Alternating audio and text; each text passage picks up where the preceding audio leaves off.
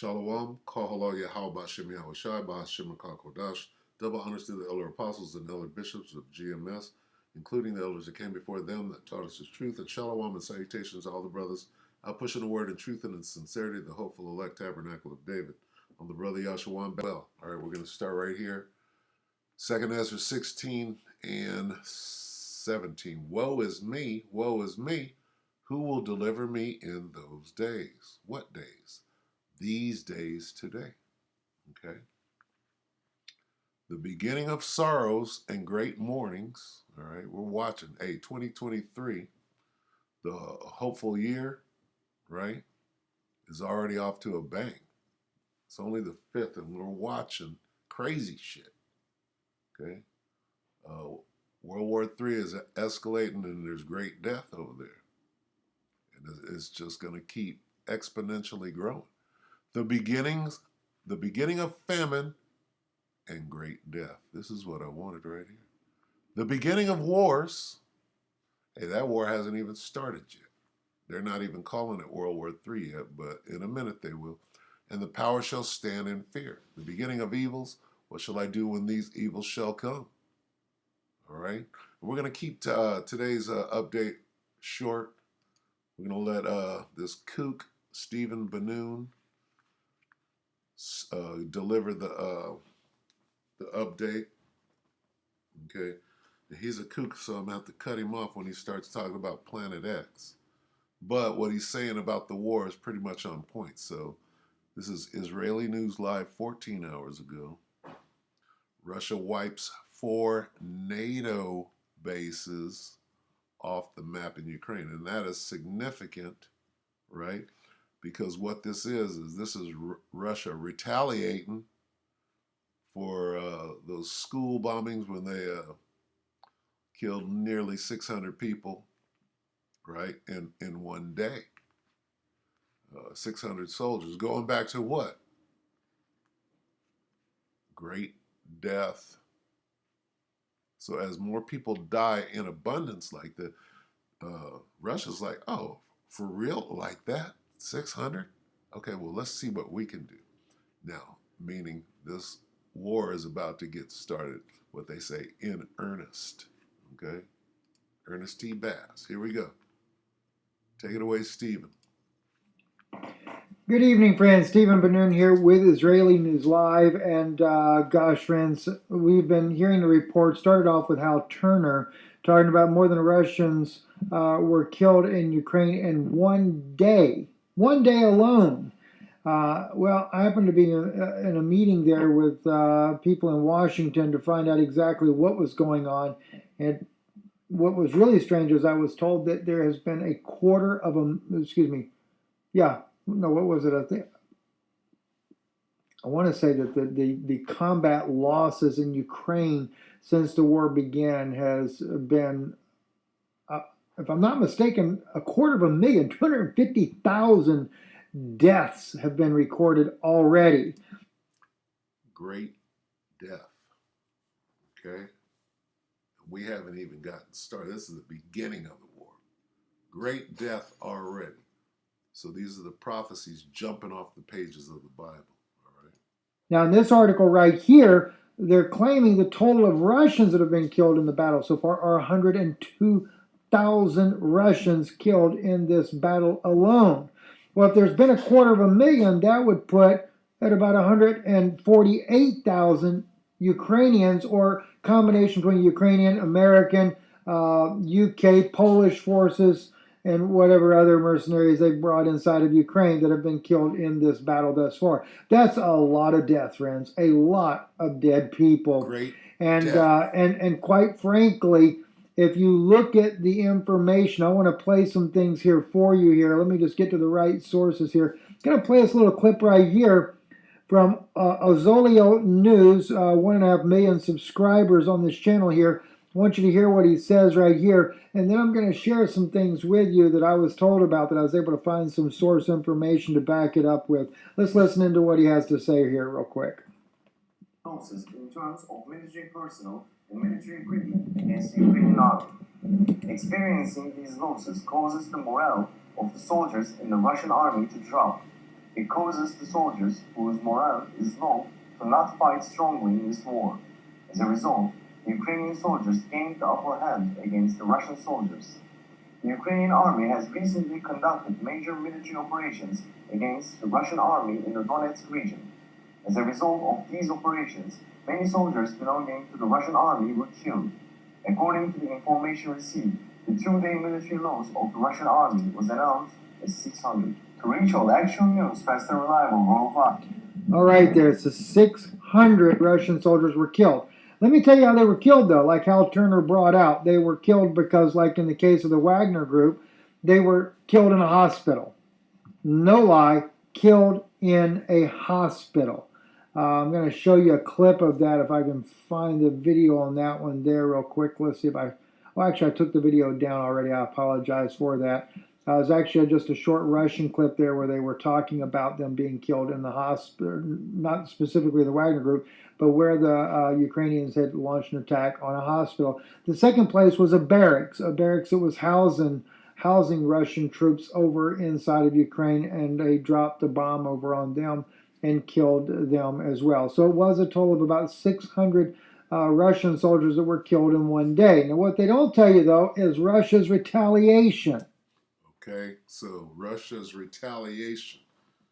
Okay, if they lost 600 soldiers in one pop, you think that them fools were mad as hell. He's going to go on to explain how this is galvanizing the Russian populace, right, to move forward, to say, hey, we're ready.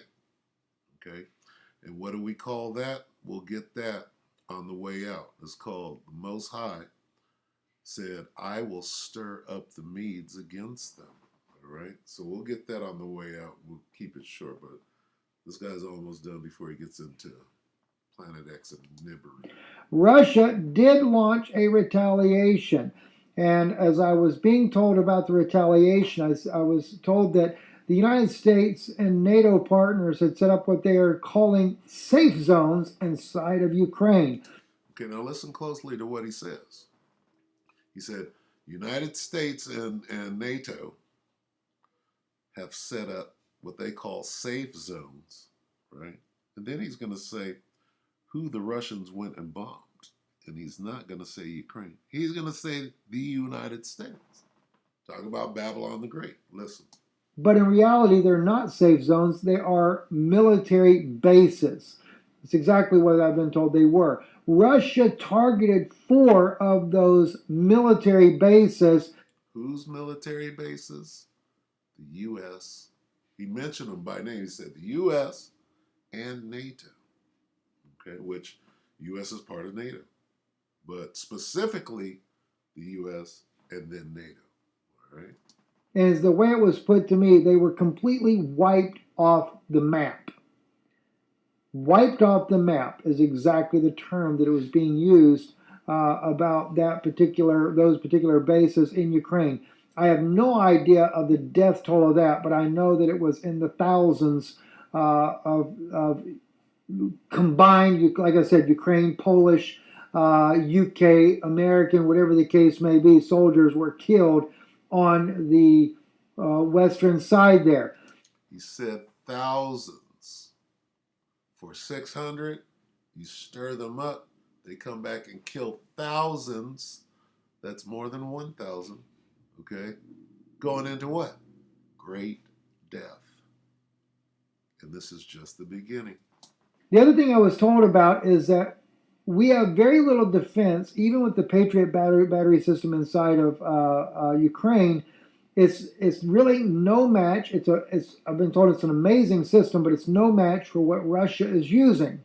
And Russia, according to this article right here on Ukraine.ru, says the Caliber Eiklander and the daggers are how the Russian army destroys the infrastructure of Ukraine. Well, in this case here, whoops, sorry about that, guys. I got glue stuck in me, so I keep filling it in different places that I forget I didn't see it at. Anyway, these Eichlanders that they're using there said that they can reach speeds of Mach 6, in other words, 6 times faster than the speed of sound.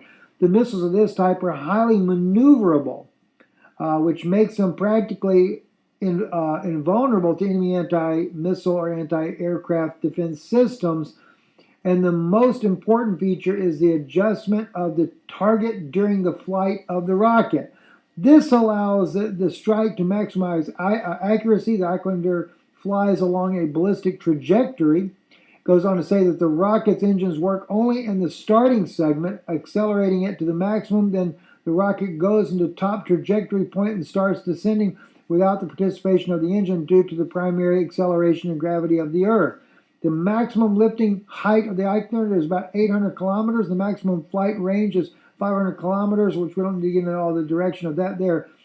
The point is, what was said to me, which this article kind of confirms that, is that the advantage Russia has when they're firing off a missile is its acceleration speed.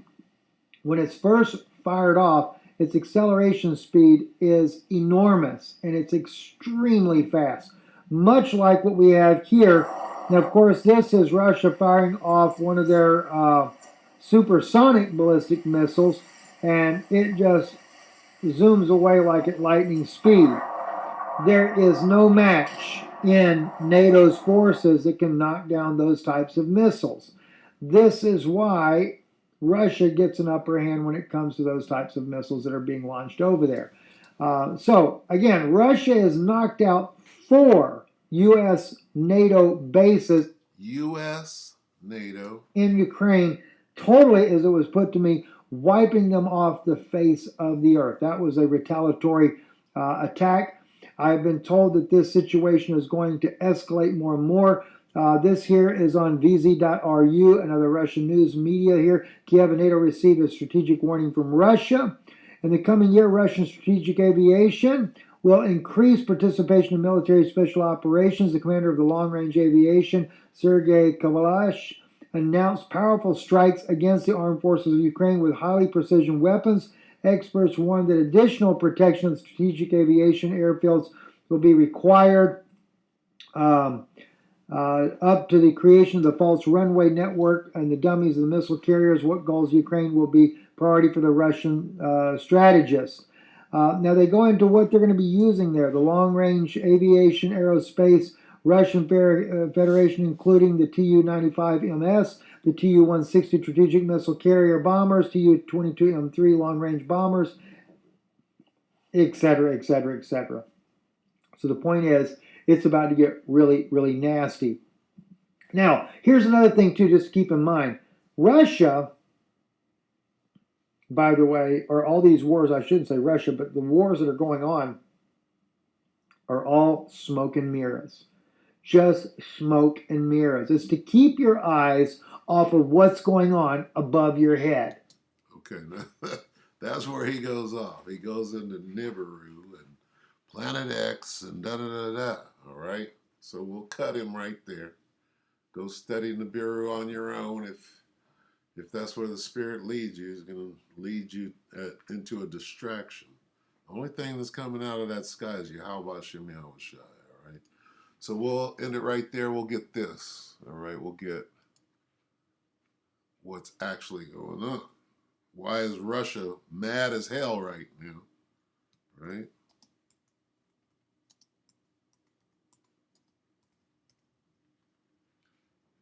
Well, we got to consult the scriptures, right? Here's where we find out what's going on. Isaiah 13:17. Behold, I, that's the Most High, Yahweh Bahashim Yahushai, will stir up the Medes. The Medes are the Russians. So God is stirring up the Russians against them. Who is them? Them is Babylon the Great. Babylon the Great is America. Okay? He kept saying it over and over. Well, Russia went straight and bombed U.S. and NATO. Okay? Which the U.S. is a part of NATO. But he specifically named the U.S. He didn't specifically name Canada. He didn't specifically name the UK or Australia.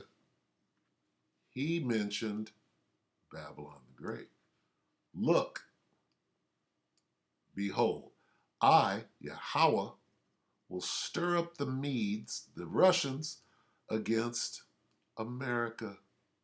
So this is just the beginning of the stirring up, right?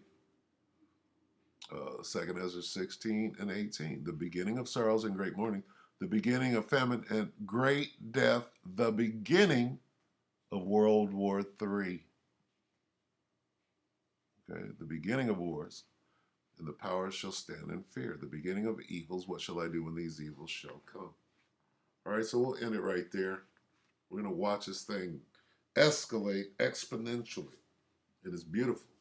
It's the work of Yahweh Shem Yahweh Shah. All right, so with that, we hope that the elect will edify you, brothers and few sisters, with that shalom.